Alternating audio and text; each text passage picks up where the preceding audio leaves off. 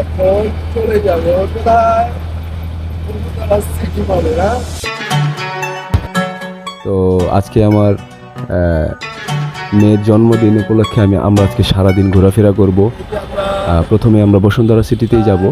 তো বসুন্ধরা সিটির উদ্দেশ্যে আমরা এখন রওনা দিয়ে দিলাম। এখন বসুন্ধরার দিকে যাচ্ছি। এই যে আমার দুই মেয়ে আমার কোলে, এই যে ওদেরকে নিয়ে রিক্সায় করে রওনা দিয়েছি। আর আমার পাশের রিক্সায় আমার ওয়াইফ আর আরেকটা মেয়ে আছে। তো দেখতে থাকুন, আমরা বসুন্ধরা যাচ্ছি।